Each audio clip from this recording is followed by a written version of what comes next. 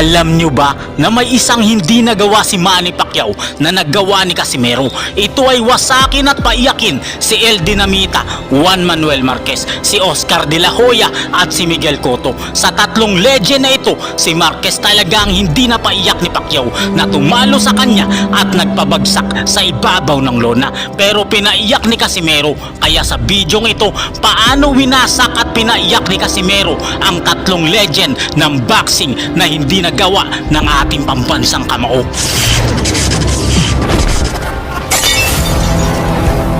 Subscribe.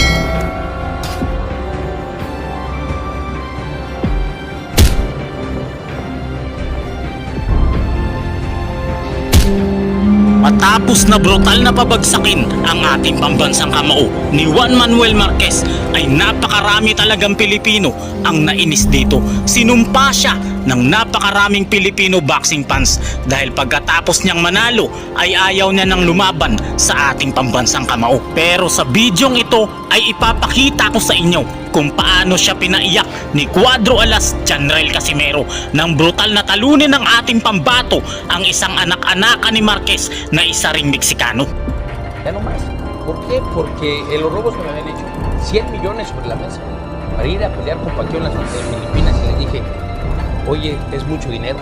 Napamura na lang si Marquez nang talunin at wasakin ni Cuadro Alas General Casimero ang kanyang paboritong boksingero.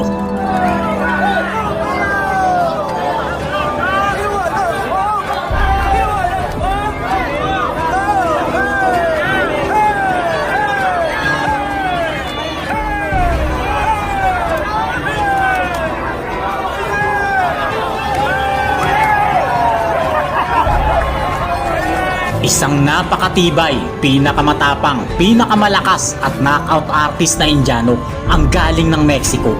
Ito po ay isang Indian-Mexican na bata ni El Dinamita, Juan Manuel Marquez, ang brutal na tumalo sa ating pambansang kamao. Ang boksingerong ito ay inakalang kayang tapusin si Cuadro Alas General Casimero. Pero ang mandirigmang Indianong ito ay pinaglaruan lang at winasak lang po ng ating pambato.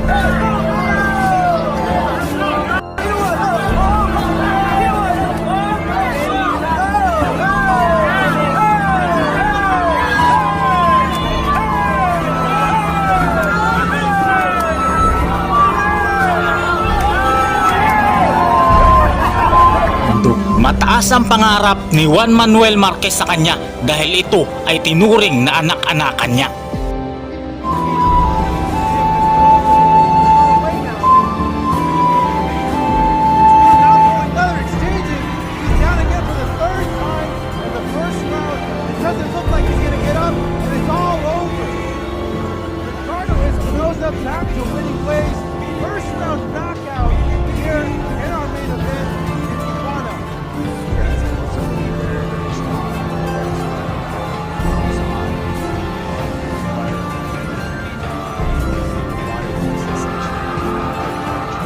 Ang kanyang mga nakalaban ay isa-isa niyang tinapos sa pamamagitan ng KO at ang iba ay kanyang pinasuko.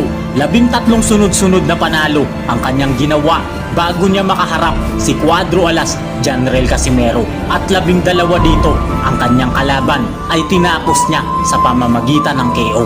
Kaya hindi po basta-basta ang boksingerong ito. Naging knockout artist at number 2 sa WBO ranking ng Bantamweight Division.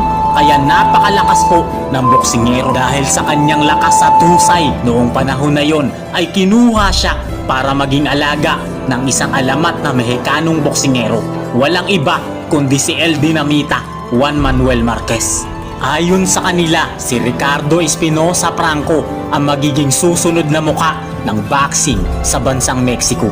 Kaya naman kumpiyansa talaga ang Indianong Mexicanong ito na kayang-kaya niyang tapusin si Cuadro Alas General Casimero. Kung baga sa sisiw mga kaibigan ay nagbibilang na kaagad siya kahit di pa napipisa ang itlog at panalo na kaagad siya kahit hindi pa sila naglalaban ng ating pambato na si Cuadro Alas General Casimero. Isa siyang knockout artist at sa katunayan, bago niya makaharap si General Casimero ay meron siyang 13 winning streak at 12 dito ang mga kalaban ay natulog sa ibabaw ng lona. Ang kanyang huling nakalaban bago niya harapin si Cuadro Alas ay isa ring dekalibreng boksingero na si Ricardo Nunez. At tulad ng inaasahan, nakatulog din ito ng nakatayo sa lakas ng suntok ng Hindu Warrior. Estaba en malas condiciones, interviene el árbitro y se lleva la victoria por la vía rápida. Habang ang ating kababayan na si Janril Casimero ay galing din sa impresibong panalo kay Kenya Yamashita. Tinapos lang ni Casimero ang boksingerong Hapon na ito sa loob lamang ng round 6. Another nice uppercut. Oh, Wala na. Yep. Wala na. Yun na. Wala na. Wala na. Wala na sa tanong. Yep. April 20, 2019, araw ng Sabado, dumayo ang ating pambato na si Cuadro Alas Janril Casimero sa Dignity Health Sport Park, Carson, California upang sagupain ang binansagang Hindu Warrior na si Ricardo Espinosa Franco. Sa weigh-in pa lamang ay kumpiyansa na ang Hindu Warrior na siya ang magwawagi at mapapatulog niya sa ibabaw ng lona si Cuadro Alas Janril Casimero. Kitang-kita dito mga kaibigan ang laki ng diferensya ng kalaban. Sobrang laki po niya kontra sa ating pambato na si Cuadro Alas Janril Casimero. Nakataya po dito ang titulo na WBO Interim Bantamweight title. Sa umpisa ng mga round ng kanilang bakbakan, nakakalamang ang Hindu Warrior at hirap si Cuadro Alas na masaktan ang mandirigma ng mga Diyos ng Hindu na si Ricardo Hindu Espinosa Franco.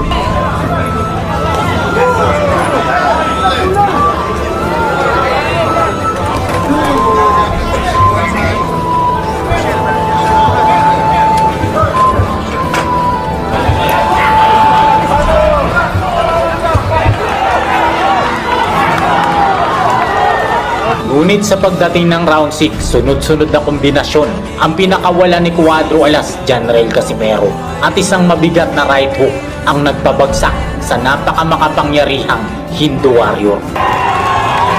Mula sa round 6 ay nakontrol na ni Cuadro Alas ang takbo ng laban at take note, lumaban si Janril Casimero dito nang wala ang kanyang head coach.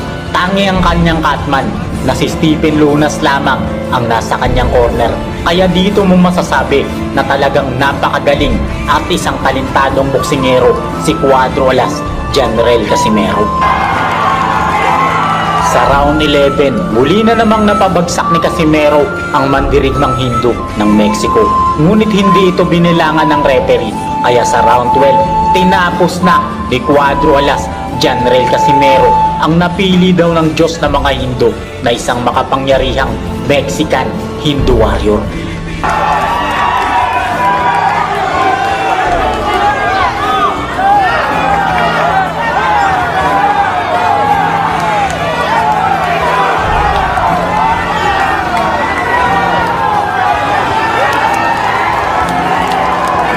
Pagkatapos ng laban sa panayam kay Cuadro Alas, inamin niya na wala siyang coach at sariling diskarte lang ang ginawa upang manalo. Merong isang malupit at veteranong boksingero na bata ni Miguel Angel Cotto ang nangmaliit sa bagitong Pinoy boxer sa kanyang unang dayo. Ang bagitong Pinoy boxer na ito ay walang iba kundi si Cuadro Alas Janril Casimero. Napakatindi ng ginawa ni Janril Casimero sa kanyang unang dayo mga kaibigan, dahil ang bata ni Miguel Cotto na nangmaliit at nanakot sa kanya ay muntik niyang mapatay sa kanilang laban. Napakalakas na suntok ang pinakawalan ng batang Casimero na sumapul sa panga ng bata ni Cotto. At kahit gaano ito katibay at veterano, para itong trosong natumba ng makatikim ng kamao ng ating pambato. Iyak si Miguel Angel Cotto at ang lahat ng tao na nanunood sa arena sa mapait na pagkatalo na sinapit ng kanilang alaga. Ang batang si Cuadro Alas ay minamaliit at tinatakot-takot lang noon bago siya maging angas ng Pinas. Kaya naman ang negro na kanyang nakalaban ay muntik niyang mapatay at ang pamilya nito sa iyak ay halos maimatay. Ating balikan ang unang dayo ni Cuadro Alas Janril Casimero noong siya ay minamaliit at tinatakot-takot lang dahil siya ay bagito. Araw ng Sabado, December 19, taong 2009, dumayo ang bagito nating pambato na 19 anyos lamang noon na si Janriel Casimero sa Estadio Nacional, Managua, bansang Nicaragua para harapin ang veteranong kampyon ng interim WBO Light Flyweight Division, ang Colombian boxer na si Cesar Cachilla.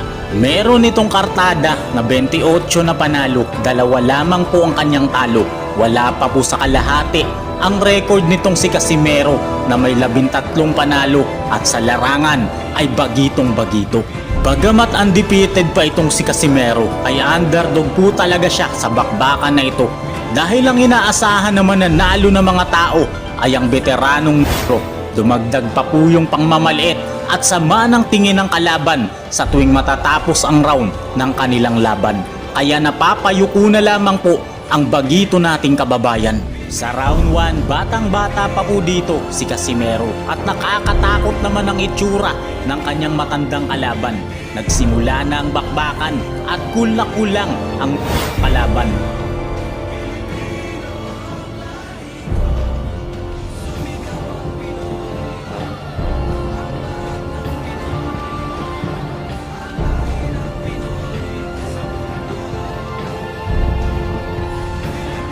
Nagpakitang gilas agad ang bagitong si Casimero at ginamit ang liksi at bigat ng kamao.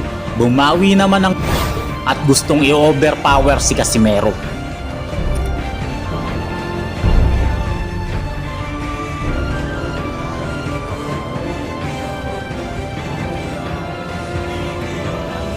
Dito ay parang nagpakitang gilas agad ang ating kababayan, nagpakawala ng sunod-sunod na suntok na tumama sa kalaban.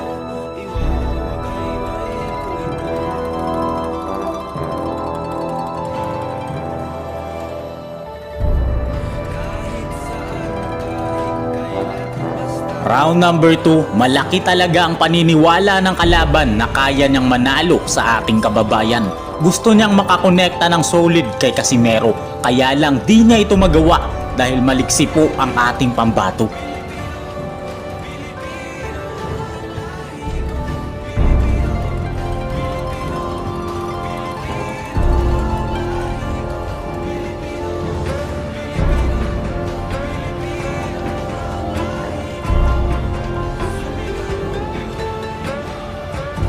Sa huling segundo ng round 2, bumanat si Casimero ng mga solidong suntok. Nag-angas naman ang kalaban at baliwala daw, hindi daw siya nasaktan. Sa round number 3, tuloy ang bakbakan at parang walang gustong sumuko at magpatalo sa dalawang naglalaban.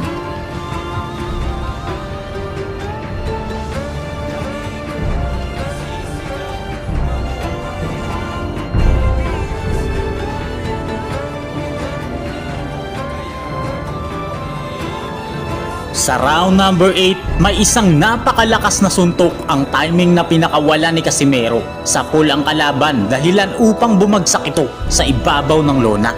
Round number 9, nakarecover na ang veteranong si Cachilla. Siya pa ang agresibo at sumusuntok kay Casimero pero nag-aantay lang po si Casimero ng tamang tiyempo.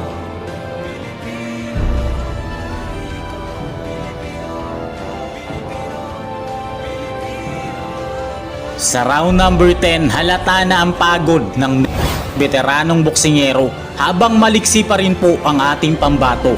Naging agresibo ito at gustong tapusin si Casimero pero di pa rin umuubra ang kanyang estilo.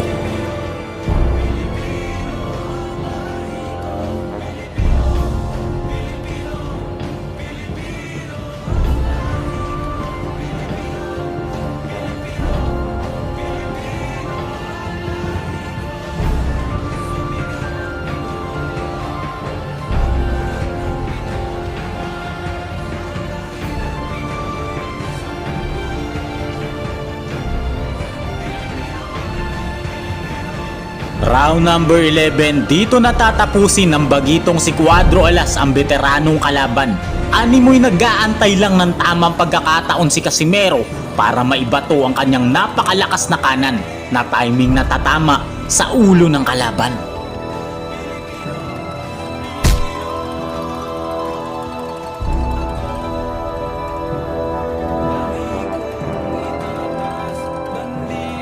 Tumayo ito at binilangan ng referee pero sabi niya ay baliwala daw at hindi siya nasaktan kaya tuloy ang kanilang laban. Gigil na gigil at nang rapido naman kaagad ng kaliwat kanang suntok ang ating kababayan.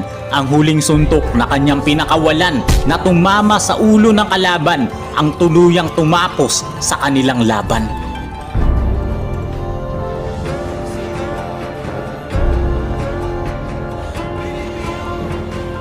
Para itong saging na nabuwal at muntik ng mapatay ng kanyang minamaliit na bagitong boksingero na si Cuadro Alas Janrel Casimero. Iyak si Miguel Angel Cotto at ang lahat ng tao na nanunood sa arena sa mapait na pagkatalo na sinapit ng kanilang alaga.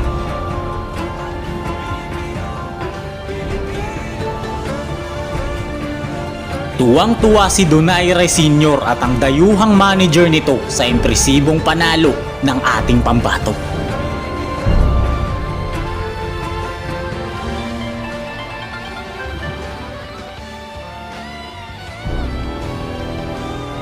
Ilang minuto namang nakahiga yung veteranong kalaban ni Casimero kaya sinuri ito ng doktor kung okay pa ba ang kalagayan nito.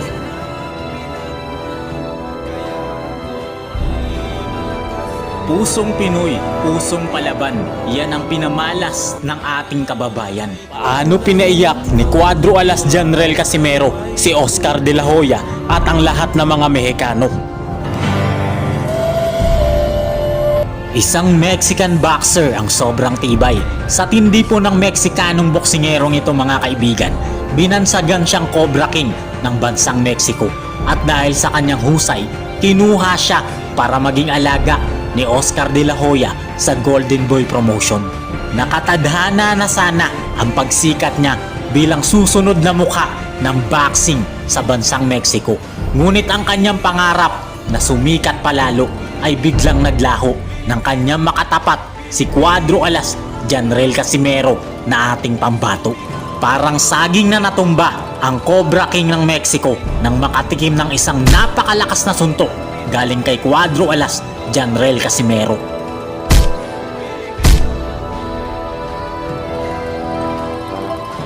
Hagulhol at iyak po ang kanyang pamilya, lalo na si Oscar De La Hoya sa mapait na sinapit ng Mexicano sa ating bida. Ang bansang Mexico ay kilala sa buong mundo sa pagkakaroon nito ng magagaling, matatapang at dekalibreng boksingero at ang bansang Pilipinas naman ang naging katapat nito na kontrapelo. Noong namayagpag si Manny Pacquiao sa international boxing, halos naubos ang magagaling na boksingero ng bansang Mexico.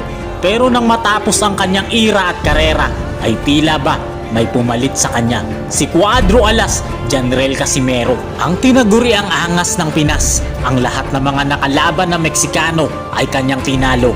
Lahat ng mga ito ay bumagsak sa kanyang kamao. Mula kay Pedro Guevara, isang undefeated na Meksikano, ang saging na nabuwal nang makatikim ng isang napakalakas na suntok galing kay Cuadro Alas Janrel Casimero.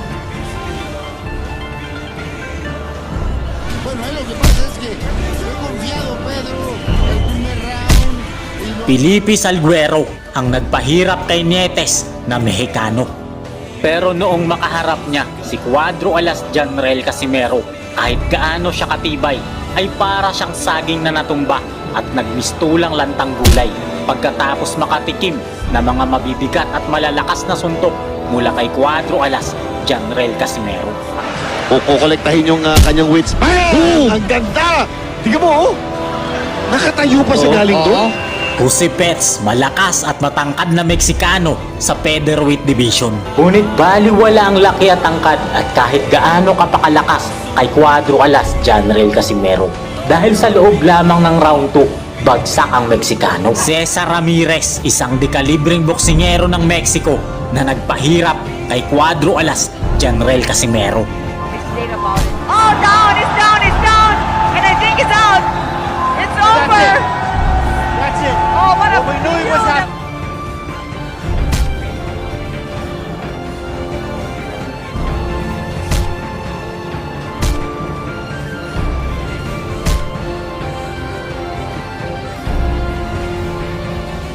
Lahat ng mga Mexicanong ito ay tinapos ni Casimero, pinabagsak gamit ang kanyang napakalakas na kamao. Pero ang pinakamatindi sa lahat ay si Armando Santos, ang tinaguriang Cobra King ng Mexico dahil sa kanyang makamandag na kamao.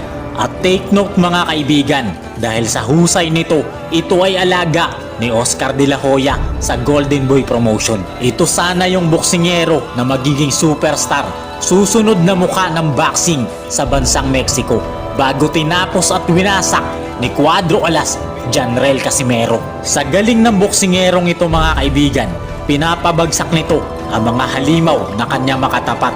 Malakobra ang kamandag ng kanyang kamao, kaya hinangaan siya at sikat na sikat sa mga diwatang ringer ng boksingero. Araw ng Sabado, December 13, taong 2014. Dumayo ang ating kababayan na si Cuadro Alas Janrel Casimero sa balwarte ng kalaban sa Salon Las Palmas, Nuevo Leon, Mexico, upang harapin ang bata ni Oscar De La Hoya dito, ang makamandag ng Cobra ng Mexico na si Armando Santos.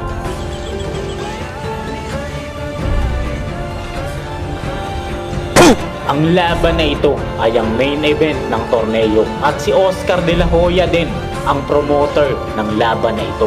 Underdog pa si Janrel Casimero dito at inakala talaga ng mga Mexicano na mananalo talaga ang kanilang pambato. Pero di nila alam, nagugulati ni Cuadro Alas Janrel Casimero si Oscar De La Hoya at ang lahat ng Mexicano na nanunood ng laban sa venue. Nagsimula na ang kanilang laban sa round 1 at kitang-kita ang lakas ni Janrel Casimero na na-overpower niya ang Cobra na boksingero ng mga Mexicano.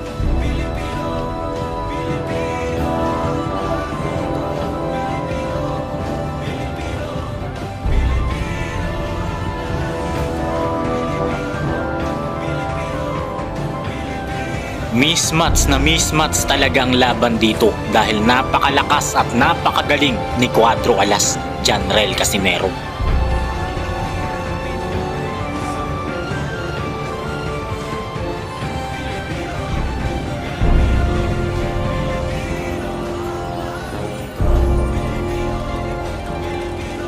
Nakakasuntok naman ang Cobra ng Mexico, kaya lang paisa-isa lang ito.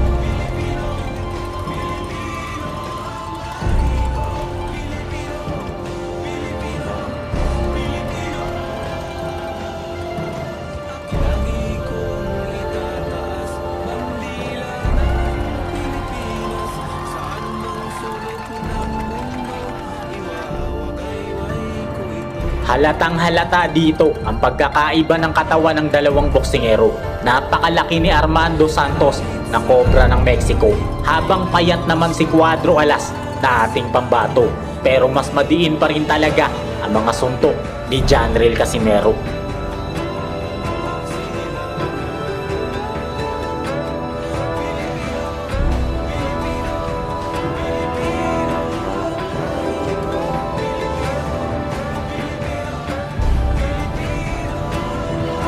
One-sided ang laban at ito yung gustong-gusto ng mga Filipino boxing fans, ang makita na mandarag at mangwasak si Cuadro Alas Janrel Casimero gamit ang kanyang mga malalakas na kamao.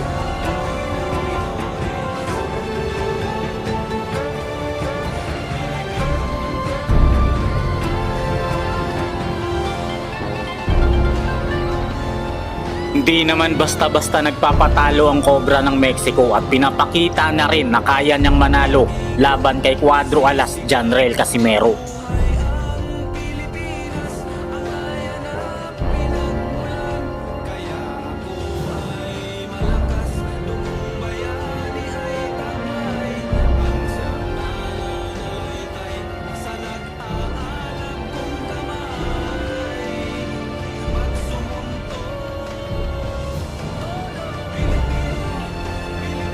Sa pinakahuling segundo ng round 1, isang napakabilis at napakalakas na counter left hook ang pinakawala ni Casimero. Parang saging na nabuwal ang Cobra ng Mexico.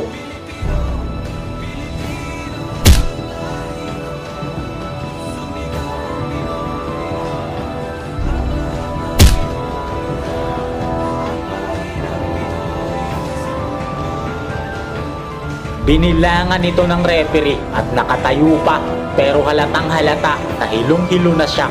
Tumunog na ang bell, kaya nakaligtas pa ang Cobra. Sa round 2, parang bombang sumabog si Cuadro Alas Janrel Casimero. Nagpakawala ng kaliwat kanang suntok na muling nagpatumba sa Cobra ng Mexico. Binilangan siya ng referee, pero ang makamandag na Cobra na si Armando Santos ay hindi na nagawang makatayo pa sa bilang ng referee. Iyak ang kanyang pamilya, lalong-lalo na si Oscar De La Hoya sa mapait na sinapit na pagkatalo niya sa ating bida.